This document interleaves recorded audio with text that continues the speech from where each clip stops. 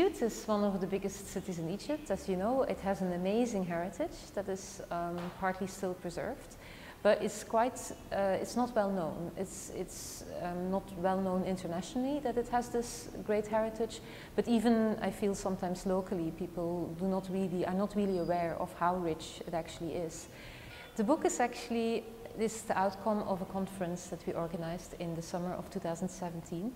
It was a scholarly conference where we got a lot of international scholars who all work either in Asyut or on Asyut material in other parts of the world, Asyut objects in other museums. And so I asked everybody to contribute of the speakers, so you can see that there's many contributors, co-authors. They all contributed a little bit of their research, and then I worked with Maria Golia, who's a writer and who has a lot of experience writing about Egypt in a documentary way. And she made sure that all the texts were accessible for the general audience.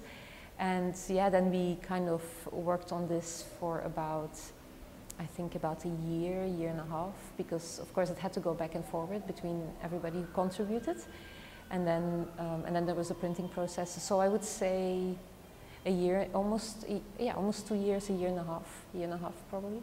And already in antiquity, Asyut was a very important place. So from 2000 BC onwards, which is now 4,000 years ago, Asyut was a place where very important workshops were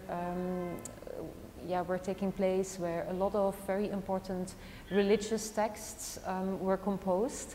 And all this material was, for the ancient Egyptians throughout history, kind of a reference, corpus of reference material. So that these, for example, texts from Asyut would be copied and recopied until the Roman period. So for example, in a Roman temple in the Fayum, you may find texts that are actually copies of material that was produced in Asyut.